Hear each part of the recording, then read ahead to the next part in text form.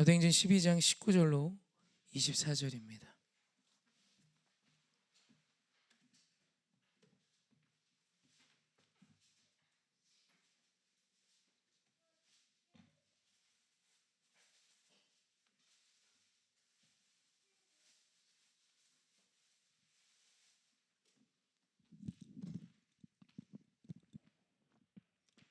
사도행전 12장 19절로 24절. 우리 교독합시다. 헤롯이 그를 찾아도 보지 못하매 파수꾼들을 신문하고 죽이라 명하니라. 헤롯이 유대를 떠나 가이사랴로 내려가서 머무니라.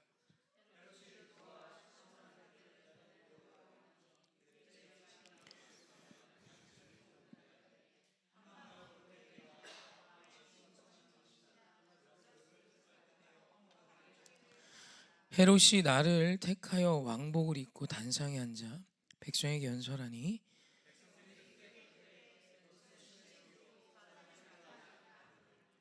함께 합시다. 헤롯이 하나님께 돌리지 아니하므로 주의 사자가 고치니 벌레에게 먹여 죽으니라. 하나님의 말씀은 흥왕하여 더하더라. 아멘. 우리 인사할까? 하나님 사랑합시다. 내 이웃 사랑합시다. 우리 선포할까요? 당신이 이 땅의 작은 예수입니다. 아멘. 변덕스러운 날씨에 많은 분들이 기침도 하고 감기 기운을 호소하는데, 그럼에도 이 저녁 현장에서 또 온라인에서 함께 예배할 수 있어서 참 감사합니다. 우리가 예배할 때 하나님 보십시다, 기대하십시다, 또 깨달음 주실 것을 믿으십시다. 계속해서 새벽에 보는 사도행전 말씀인데, 사실 금요 심야 예배는 토요일 새벽 예배를 대신하는 것이기도 하죠. 그래서 오늘 고민하다가 그 새벽에 하던 말씀을 이어서 하고 12장을 마치려고 합니다. 그래서 오늘 내용은 이렇습니다. 12장의 내용은 헤롯 아그리빠는 헤롯 하니까 헷갈릴 수 있지만, 예수님이 태어날 때 예수님을 죽이려 했던 헤롯은 헤롯 대왕입니다. 그러니까 지금 헤롯 아그리빠 1세의 할아버지죠. 그리고 지금 요 헤롯 아그리빠는 주후 41년에서 44년까지 재위했던, 로마로부터 권세를 받아 이스라엘을 다스렸던 왕입니다. 황제입니다. 그러니까 헤롯 아그리빠 1세인 거죠. 이해되시죠? 그래서 이때는 예수님이 부활하시고 승천하시며 초대교회가 사역을 이제 본격적으로 시작하고, 안디옥 교회도 태동하여 시작하고, 또 이렇게 기근이 왔을 때 안디옥 교회에서 바울과 바나바가 와서 이 모은 돈을 전해주는 요때 있었던 사건인데, 요 12장에 야고보 사도가 죽습니다. 이 야고보는 예수님의 동생 야고보가 아니라 예수님의 12제자 중 한 명인 야고보고, 이 야고보 사도가 참수형을 당해 죽습니다. 헤롯 아그리파 1세가 즉위하고 난 뒤에 유대교, 이스라엘 백성들, 유대인들에게 신임을 얻기 위해 그들이 꺼려했던, 그들이 죽인 예수가 그리스도라고 주장하는 기독교인, 유대 그리스도인들을 핍박하는 것이 좋겠다고 판단했고, 이에 이 기독교 초대교회의 나름 예수님의 직계 제자였던 야고보, 12사도 중에서도 최고의 사도 중에 하나라고 말하는 베드로, 요한, 야고보 중에 한 사람이 그를 데려다 참수시킵니다. 야고보 사도가 첫 번째로 순교해서 죽고, 그리고 호응이 조차 헤롯 아그리파 1세가 베드로까지 잡아서 감옥에 가둡니다. 감옥에 가둔 이유는 죽이려고 하는데, 무교절 기간, 이 명절이 시작돼서 이때는 사람을 죽일 수가 없기에 그 절기에 맞춰서 베드로를 참수시키기 위해 옥에 가둬두죠. 이제 동이 트면 이제 베드로는 참수되는 것입니다. 그런 그때 하나님께서 옥중에 사자를 보내시죠. 그때 베드로를 지켰던 사람이 16명이 4명이 4조를 이뤄서 16명이 베드로를 감시했습니다. 둘은 옥 안에서 베드로 좌우에 서서 앉아서 베드로 곁에서 감시했고, 둘은 옥 바로 바깥에서 둘이 감시했죠. 도망갈 길이 없죠. 거기에 손발에는 착고가 채워진 상황이고, 그 상황에서 베드로가 잠들죠. 그때 사자가 와서 옆구리를 쳐서 베드로를 깨우고 그 착고를 풀어주고 옥문을 막 열고 큰 길에 가서야 베드로가 이것이 생시인 줄을, 실제로 일어난 일임을 깨닫고, 베드로가 그대로 마가의 다락방, 자신을 위해 기도하고 있는 초대교회 성도들이 있는 곳으로 갑니다. 그리고 그곳에 모인 자들에게 지금 있었던 일들을 말하고 자신은 다른 곳으로 가서 복음을 전하기 시작해요. 그리고 이후 그 다음날 동이 텄을 때 베드로가 없어졌잖아요. 베드로가 없어진 곳에 이제 로마 이제 그 헤롯 아그리빠와 그 군병들이 아주 난리가 난 겁니다. 참 신기하죠. 바로 옆에 둘이 있었는데 그들도 몰랐던 것 같아요. 베드로도 사자가 나를 끌고 나오는데 이것이 꿈인지 생신지 구분하지 못했었으니까 그들 또한 그런 이유에서든 어떤 이유에서든 하나님이 눈을 가리우셔서 아무도 몰랐던 것입니다. 그래서 베드로를 찾으려고 해봐야 못 찾게 되죠. 그러자 헤롯 아그리빠 1세가 오늘 19절에 일을 하는 겁니다. 한번 19절 한번 읽어봅시다. 시작. 헤롯이 그를 찾아도 보지 못하매 파수꾼들을 신문하고 죽이라 명하니라. 헤롯이 유대를 떠나 가이사랴로 내려가서 머무니라. 헤롯 아그리파 1세는 헤롯은 베드로가 없어진 사실을 알고 파수꾼들이 신문한 뒤 그 책임을 물어 그들을 다 죽입니다. 16을 죽였는지 베드로가 없어질 그때 서 있었던 4명을 죽였는지 모르지만 최소 4명에서 많게는 16을 참수시킨 겁니다. 그리고 아무 일도 없었다는 듯 가이사랴로 내려가게 돼요. 이제 오늘은 이제 여기부터 보려고 합니다. 가이사랴라는 도시는 예루살렘 북서쪽 104km 정도 지점에 위치한 지중해 항구 도시로 굉장히 번성한 도시입니다. 이 가이사랴라는 도시를 만든 자가 헤롯 대왕이에요. 그러니까 예수님을 죽이려고 했던 헤롯 아그리파 1세의 할아버지인 거죠.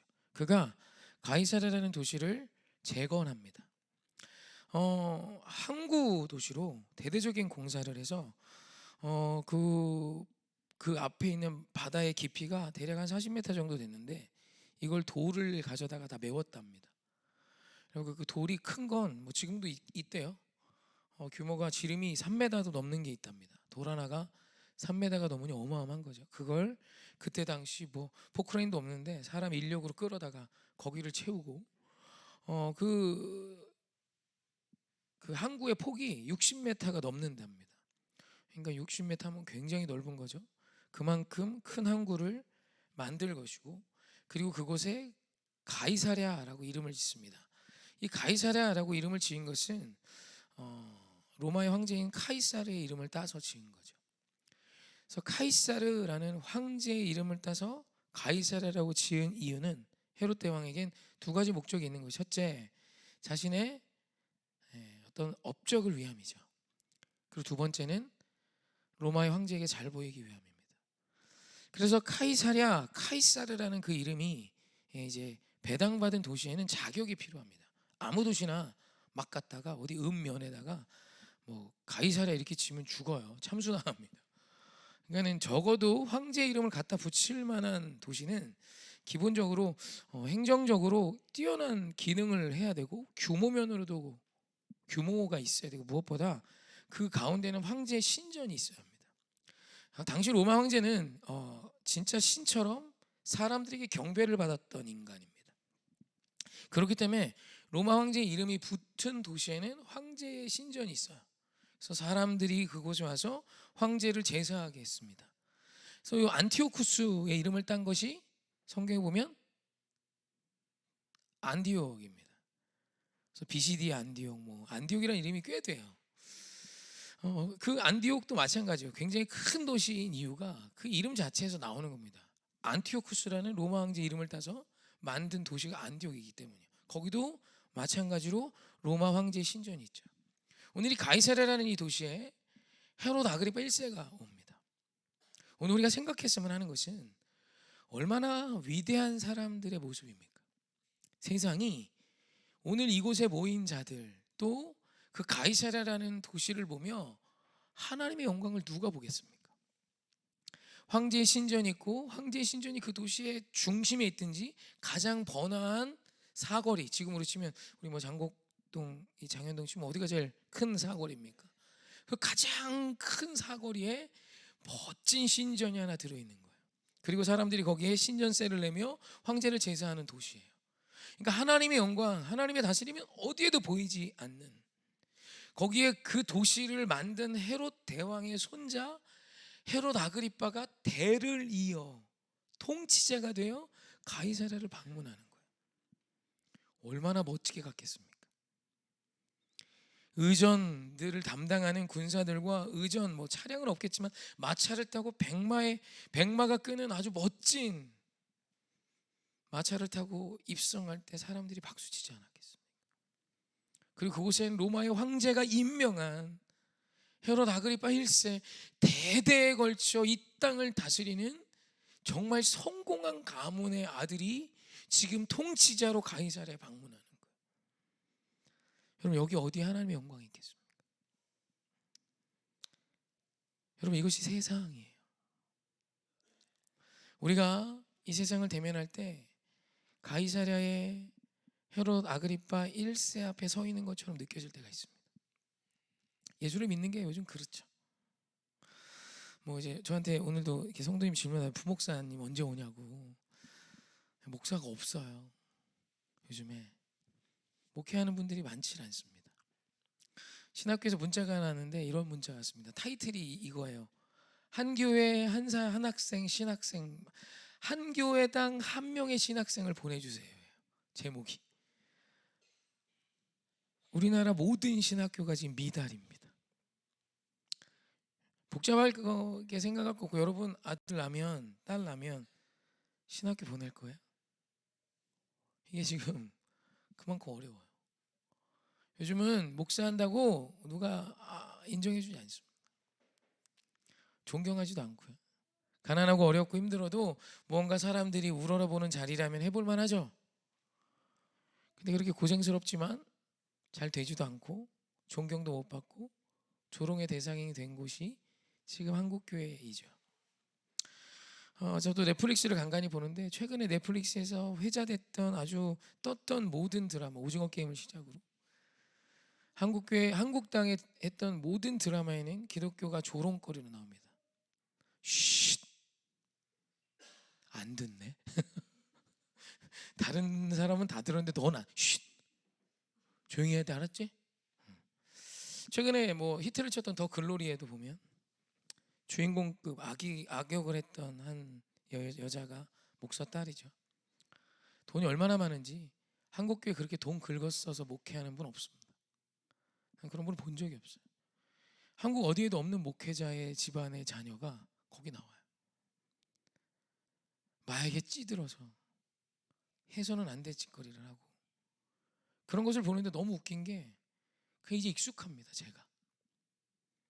제가 익숙해요. 진짜 가슴 아픈 일이죠. 여러분, 그런 일은 한국교회 없어요. 들어는 봤어요? 어디 목회자 자녀가 마약에 중독돼서 교회에서 그런 몹쓸 영상을 찍고, 여러분, 그렇게 돈이 많은 목회자가 이 나라에 몇이나, 저는 본 적도 없고 들어본 적도 없습니다. 그런데 그런 게 나와요. 지금 이 기독교인으로 산다는 것이, 예수 믿으세요 라고 전하는 것이 사실 우리에게 굉장히 위축되어 있고, 내가 주님을 믿고 영생을 주시는 그 예수 그리스도를 사랑하고 좋아하지만 세상 앞에 내가 예수를 믿는 자라고 말하는 것이 부끄럽기까지 느껴지는, 돈의 영광, 사람의 상식의 영광이 하나님의 지혜보다 더 커 보이는 오늘이에요. 마치 가이사랴라는 도시에 입성하는 헤롯 아그리파 1세 앞에 선 초라한 거접대기 하나 걸친 주님의 제자의 모습 같죠. 여러분, 이런 이때에 오늘 하나님이 우리에게 이 말씀을 주시고 있는 거예요. 말씀을 보면 헤롯 아그리파가 두로와 시돈 사람들에게 노여움을 가졌어요. 한번 읽어볼까요? 20절입니다. 한번 같이 합독해 봅시다. 시작. 헤롯이 두로와 시돈 사람들을 대단히 노여워하니 그들의 지방이 왕국에서 나는 양식을 먹는 까닭에 한 마음으로 그에게 나아와 왕의 침소 맡은 신하 블라스도를 설득하여 화목하기를 청한지라. 지금은 이제 두로와 시돈이 아니라 가이사랴에 있는데, 두로와 시돈의 사람들이 이 또한 항구 도시인데, 이들은 이제 중개 무역을 하면서 먹고 살아서 이스라엘을 통해서 양식, 그들이 먹는 쌀들을, 먹는 곡식을 공급받았습니다. 그런데 이스라엘 다스리는 헤롯 아그리파 1세가 애들이 마음에 안 드는 거예요. 왜 마음에 안 드는지 잘 모르겠어요. 뭔가 마음에 안 들어서 이들의 생명줄, 이들이 이제 곡식을 이스라엘부터 이제 제공을 해줘야 되는데 그것을 잡고 주질 않는 겁니다. 딱 죽게 생겼죠. 이건 역사적으로 사실이었습니다. 사실 요세푸스의 기록에도 나와 있는 거예요. 두로와 시돈 지방이 이스라엘로부터 이제 쌀을 먹고 곡식을 받아서 생활을 하는 곳인데, 헤롯 아그리파가 이들이 마음에 안 들어서 곡식을 막은 거예요. 주지 마. 그래서 이제 가이사랴에 이제 헤롯 아그리파 1세가 온 이유는 이때가 로마 왕자 카이사르의 생일이랍니다. 또 전쟁에 나가서 승리하고 온 카이사르를 기념하면서 생일 잔치를 마련하여 황제에게 영광을 돌리기 위해 가이사랴라는 도시에서 헤롯 아그리파 1세가 이 축제를 벌이는 때예요. 그런 그때 두로와 시돈 사람들이 지금 헤롯 아그리파가 자신의 양식을 잡고 주질 않으니까 두로와 시돈 사람들이 내시죠. 블라스토라는 내시를 신하를 데리고 함께 와서 지금 얘를 이제 산 겁니다. 돈을 주고 산 거죠. 그래서 우리 입장 좀 잘 얘기 좀 해줘. 그래갖고 두로와 시돈 사람들이 많이 몰려서 지금 헤롯 아그리파 왕 앞에 와 있는 거예요. 우리 좀 잘 좀 봐달라고, 우리 살려달라고. 왜? 우리 목줄을 잡고 있으니까. 그래서 헤롯 아그리파 1세가 이제 원형 경기장에 이제 단상에 올라섰을 때 요세푸스의 기록을 보면, 로마의 이제 역사가죠. 요세푸스의 기록을 보면 이때 헤롯 아그리파 1세가 은색으로 된 골령복을 입었답니다. 어디서 보아도 화려한 옷을 입고 길게 늘어진 망토가 있는 그 옷을 입고 단상에 딱 섰을 때, 오늘 말씀에 기록된 것처럼 한번 그 21절, 22절, 23절 한번 같이 합독해 봅시다. 시작. 헤롯이 나를 택하여 왕복을 입고 단상에 앉아 백성에게 연설하니 백성이 크게 부르되 이것은 신의 소리요 사람의 소리가 아니라 하거늘 헤롯이 영광을 하나님께 돌리지 아니하므로 주의 사자가 고치니 벌레에게 먹혀 죽으니라. 아멘. 오늘 헤롯 아그리파 1세가 요세푸스 신화에 기록된 것처럼 은색의 옷을 입고 단상에 서서 이들에게 자신이 하고 싶은 말을 막을 때, 사람들이 이것을 사람의 소리라고 안 하고 신의 소리라고 말하면 찬사를 보내고 영광을 막 돌립니다. 그럼 그때 요세푸스 신화에 보면, 요세푸스 기록에 보면 이스라엘 백성들이 아주 이게 망조가 들 때 나오는 좋지 않은 징조를 가지고 온 상징하는 새가 올빼미인데, 올빼미가 그 경기장 한복판에 딱 온대요. 그리고 그때 헤롯 아그리파 1세가 갑자기 졸도한답니다. 그래서 그를 데려다가 궁에 모시고 5일 뒤에 그가 사망해요. 오늘 우리말 벌레에게 먹혀 죽었다라는 이 벌레는, 헬라어 이 벌레로 번역된 헬라어는 아주 작은 벌레를 의미해요. 그럼 뭘까요? 바퀴벌레, 세균입니다. 세균. 이거는 이건 학자들 사이에서 세균성 질환에 감염되어 죽은 것으로 이야기합니다. 맞겠죠? 상식적으로 이해가 되시죠? 바퀴벌레에 물려서 죽긴 좀 어렵고, 그죠? 근데 저도 거미한테도 물려보고 했지만 바퀴벌레가 무는 건 잘 모르겠네. 근데 거기 물려 죽기는 어렵죠. 하지만 세균, 아주 지극히 작은 벌레 중에 벌레죠. 그 세균이 그를 먹어 죽었다는 겁니다. 코로나 같은 거겠죠. 그래서 5일을 앓다가 죽었음을 요세푸스 신화에도 기록하고 있어요. 오늘 우리가 여기서 한번 생각해보고 싶은 것은, 하나님의 영광이 어디에도 보이지 않았던 그때에 하나님의 심판이 그 도시 중에 가장 위대하고 모든 것을 다 가진 것 같았던 헤롯 아그리파에게 임합니다. 그리고 이렇게 오늘 말씀 24절이 정리합니다. 함께 합독합시다. 24절 함께 합독합시다. 시작. 하나님의 말씀은 흥황하여 더하더라. 아멘. 오늘 우리가 이렇게 세상을 보며, 오늘 이 말씀을 봐도 이 사도행전 12장을 보면 어디에도 하나님의 영광이 보이지 않는 것 같아요. 야고보사도는 목이 잘려 죽였고, 베드로는 옥에 갇혔고, 그를 꺼낸 힘도 없고, 초대교회 성도들은 그냥 모여서 기도하는 게 고작인 16명의 병사로 베드로를 가두고 어디도 오가지 못하게 하는, 베드로가 나왔지만 사실 그 16명의 목을 한 방에 칠 수 있고 그 16명의 목을 치고 아무 일도 없었다는 듯 자기의 최고의 좋은 왕복을 입고 마차를 타고 가이사랴, 자신의 할아버지가 세운 황제의 영광이 가득한 도시에 입성하는 헤롯 아그리빠를 누구도 막지 못할 것 같고, 두로와 시돈이라는 그 항구 도시의 목줄을 잡고 두로와 시돈 사람들이 그에게 아부하기 위해 그 연설 앞에 서서 그가 말할 때 이건 사람의 소리가 아니라 신의 소리라고 찬사와 박수를 보내는 이 모습 앞에 어디에도 하나님의 일하심은 안 보이고 하나님의 승리, 하나님의 말씀의 역사 이런 건 느껴지지 않아요. 하지만 하나님이 일하고 계셨고 하나님께서 그 헤롯 아그리빠를 치셨고, 그리고 오늘 성경은 명확하게 말합니다. 하나님의 말씀은 흥황하여 더하여지더라. 여러분, 오늘 우리가 가져야 될 믿음은 이 24절이에요. 오늘 여러분 주변에 하나님의 약속의 말씀이 어디에도 성취되는 것 같아 보이지 않은 그때에 오늘 우리 하나님 우리에게 선포하시는 말씀은 계속해서 이런 메시지예요. 하나님의 말씀은 절대 쇠퇴하거나 쇠하거나 식어지거나 사라지지 아니하고 여전히 흥황하여 더하여지는 것이 주의 말씀이란다 라는 것이죠.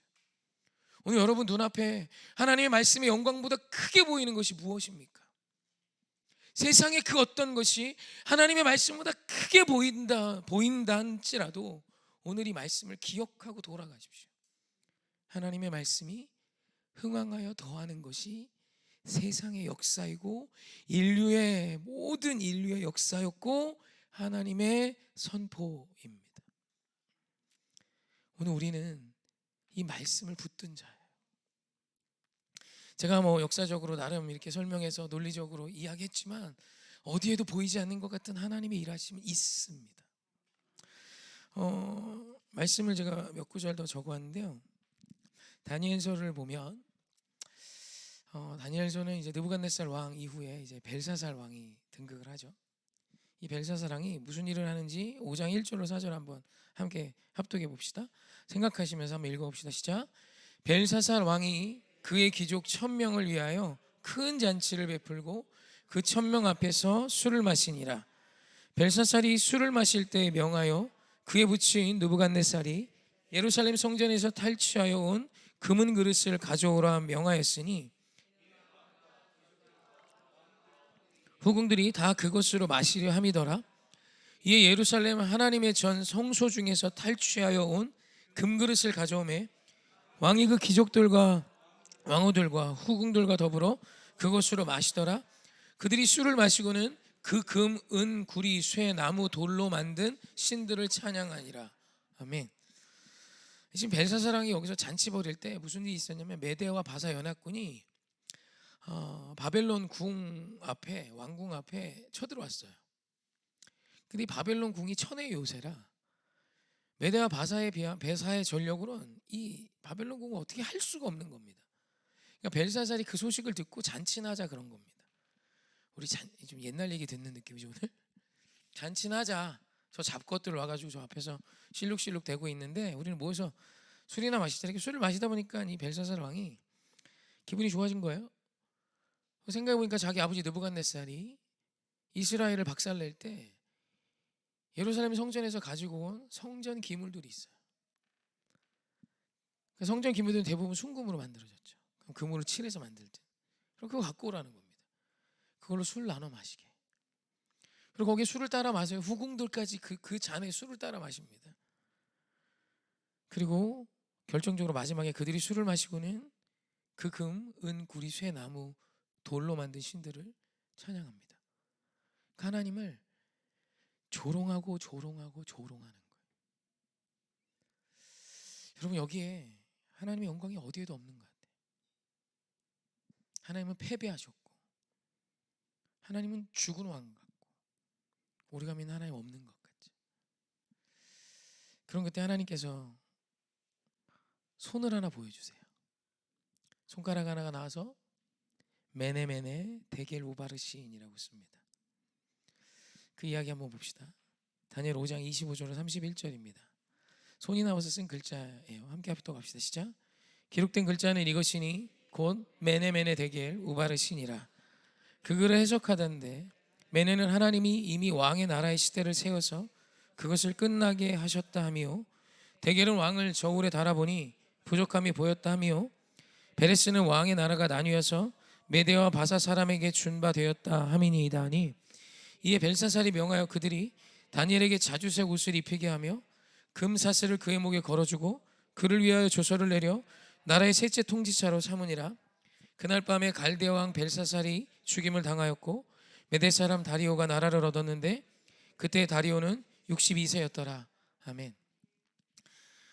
같은 다니엘 5장에 있었던 그날이 있었던 일입니다. 그 축배를 예루살렘의 성전 기물의 금그릇, 은그릇에 술을 따라 마셨던 벨사살에게 손가락에 나와 이 그릇을 씁니다. 메네메네 대겔 오바르신. 뭔 소리인지 몰라요. 말씀을 보면 이걸 보고 벨사살이 얼마나 무서웠는지 두 허벅지가 서로 마주쳤다 그럽니다. 나와서 안 보여드려도 되죠? 개다리 춤을 춘 거예요. 너무 무서워서. 그래서 이 생각을 해보니 느부갓네살 왕 때 막 해몽을 잘했던 사람이 있어요. 다니엘입니다. 불러서 이야기합니다. 다니엘이 말해요. 그 뜻이 무엇인지. 여기 보면 이렇게 나와 있죠. 메네는 하나님이 이미 왕의 나라의 시대를 세워서 그것을 끝나게 하셨다며 대겔은 왕을 저울에 달아보니 부족하다는 뜻입니다. 오늘 당신은 폐위됩니다. 오늘 당신은 죽습니다 라는 뜻이에요. 그리고 벨사살은 그날 메대와 바사 연합군의 침공이 성공했고 그날 벨사살은 거기서 목이 떨어져 죽습니다. 오늘 하나님께서 우리에게 요구하시는 믿음이 있어요. 주의 말씀이 언제나 흥왕하여 더하여지는 것을 믿으라는 것입니다. 여러분 세상 앞에 쫄지 마세요. 하나님 손 아래 있습니다. 벨사살 왕이 하나님을 조롱하는 것 같습니까? 하나님은 기다려서 주신 것뿐이에요. 기다리고 인내하시는 것뿐입니다. 왜? 그 또한 돌아오길 원하시기 때문이죠. 여러분 기다리시는 것뿐이지 그 하나님이 우스운 게 아니에요. 하나님의 말씀은 믿으세요. 반드시 성취됩니다. 그 일이 곧 와요. 그 일이 오늘이 될 수도 있죠. 우리는 그 하나님의 긍휼을 구하는 기도를 그래서 해야 되는 거예요. 어느 누구도 여기 벨사살 왕과 나는 다르다라고 오늘 생각한다면 여러분 착각이 너무 크신 거예요. 우리는 벨사살과 똑같은 교만하고 오만한 모습으로 내가 다 아는 것처럼 세상을 하나님의 말씀을 알면서도 살 때가 너무 많아요. 주님의 말씀대로 살아가지 못하는 것은 걱정하지 않아요. 오늘 내 뜻에 다른 어떤 오늘 내 가정의 모습, 내 남편, 내 아내의 모습, 내 자녀의 모습, 이 나라의 모습을 보면 혀를 차지만 오늘 하나님의 뜻과 다른 것을 보며 두려워하는 자가 교회 안에도 몇 없어요. 여러분 이게 벨사살과 뭐가 다르죠? 여전히 내 생각이 하나님 말씀보다 더 뛰어나요. 그런 우리를 하나님이 기다리시며 이런저런 문제들을 주시며 깨닫게 하기 원하세요. 그리고 오늘 믿음으로 선언하시면 얘들아 내 손 안에 있다라는 거예요. 온 인류 역사도 오늘 하나님이 살아계시지 않는 것이 아니라 오늘 우리 하나님이 두 눈이 시퍼렇게 뜨시고 오늘 보고 계신다. 벨사살 세상을 다 얻고 메대와 바사 연합군이 코앞에 쳐들어와도 술 처마시면서 하나님을 조롱했던 그놈 세상을 다 가진 자 같지? 아니야. 내가 오늘 이 나라에 이놈을 폐위시킬 거야. 그리고 내가 저울을 들고 이 녀석을 달아봤는데 함량 미달이야. 그러니 오늘부로 끝이다. 여러분 오늘 우리 안에 하나님이 이 믿음을 주기 원하세요. 여러분 오늘 우리가 두 눈 똑바로 뜨고 두려워해야 될 분이 있다면 전능하신 나의 주 하나님이십니다. 오늘 이 세상의 어떤 가치가 여러분을 조롱합니까? 그거 두려워하지 마십시다. 오늘 우리 주님의 놀라운 뜨거운 그 시선을 인식하며 오늘 내 가문이 나의 자녀가 내가 오늘 이 교회가 하나님 앞에 바로 섰는지를 고민하십시다. 주의 말씀은 흥황하여 더하여지는 것을 하나님은 성경을 통해 계속 반복하고 계세요. 여러분 진짜 주의 말씀 한 번만 나오지 않습니다. 계속 반복하세요. 내가 전능자야. 내가 통치자야. 세상이 나의 지세 아래 있고 내가 오늘 이 모든 것을 다스리는 자지 라고 말씀하세요. 오늘 그 하나님의 선포 앞에 아멘하며 우리 누가 순종하며 순복하시겠습니까? 믿음은 바로 그것입니다. 한국교회가 이 설교 자주 하죠. 한국교회가 기도를 이렇게 표현해서 하나님의 보좌를 흔드는 기도를 하래요. 여러분, 기도는 하나님의 보좌를 흔드는 방향으로 가면 긁는 기도입니다. 기도의 방향이 완전히 잘못된 거예요. 우리가 기도를 하면 할수록 주의 보좌 앞에 무릎 꿇어져야 돼요. 하나님이 나를 다스리소서. 주님이 제단을 다스리소서. 주님이 내 가정을 다스리소서. 야곱이 하나님의 사자와 씨름합니다. 도저히 이길 수가 없대요. 왜요? 이기려면 죽여야 돼요. 하나님이 졌다는 얘기가 아니에요. 져주신 거죠. 그런데 그때 져주시며 심판해야 된다는 뜻이에요. 죽여야 되니까 환도뼈를 치십니다. 여러분, 환도뼈가 나가는 건 은혜예요. 그런 절름발이로라도 돌아오면 살 소망이 시작이 되는 거죠. 그런데 저는 원해요. 환도뼈가 나가기 전에 하나님께 섰으면 좋겠어요. 멀쩡한 두 다리로 하나님 영광을 위해 뛰면 얼마나 좋아. 그런데 우리가 교만해서 그 환도뼈가 부러지기 전까지 내수작으로 삽니다. 여러분, 오늘 하나님 무서워해요 이걸 오늘 이야기하고 싶다기보다 오늘 여러분이 어떤 상황에 있던 이 소망의 메시지를 붙드세요. 여러분, 오늘 하나님 앞에 겸손하게 무릎 꿇고 계신다면 승리합니다. 어떤 세상에 대단한 놈이 와서 나를 흔드는 것 같고 먼지거리라도 하나님이 이기게 하실 거예요. 할렐루야. 그러나 반대로 그것이 주의 뜻이 아니면 때려 죽여도 되지 않아요. 그것이 하나님 앞에선 우리의 지혜입니다. 우리의 지혜는 하나님의 의지를 꺾어서 바꾸는 것이 아니라 하나님의 의지는 바뀌지 않아요. 여러분, 그런 하나님이라면 어떻게 세상을 통치하십니까? 우리가 부모로서 아이 막 애가 막 계속 졸으면 부모는 마음 약해서 그죠? 해주잖아. 전능하신 하나님은 마음이 약하시지만 마음이 약하시지 않죠. 우리를 불쌍히 여기시지만 하나님의 뜻이 피조물인 나로 인해 좌우되지 않아요. 그러니까 하나님의 편에 설 때 승리하는 겁니다. 그래서 링컨이 남북전쟁을 할 때 백악관에서 3시간씩 기도했답니다. 보좌관이 옆에서 링컨이 하도 열심히 기도하니까 같이 기도한 거죠. 10분 기도하고 눈을 떠봐도 안 나와. 1시간을 기다려도 안 나와. 그래도 보좌관 옆에서 그래도 대통령이 기도하니 같이 쪼그리고 앉아서 기도하고 이제 드디어 링컨이 나오는 거예요. 각하, 제가 우리 북군의 승리를 위해 기도했습니다. 그러자 링컨이 이렇게 대답합니다. 나는 우리 북군의 승리를 위해 기도하지 않았어. 놀라죠. 왜요? 그럼 뭘 위해 기도했습니까? 나는 우리가 하나님의 편에 서 있는지를 두려워하며 기도했어. 승리는 하나님의 편에 선 자에게 임하는 거지. 내가 뜻을 정하여 하나님 내가 이걸 할 테니 나를 위해 싸워주십시오가 아니라 오늘 하나님의 뜻이 무엇인지를 깨닫고 그 뜻 앞에 자복하는 자가 이긴 자예요. 오늘 여러분 이긴 자이십니까? 여러분 예수님 편에 서십시오.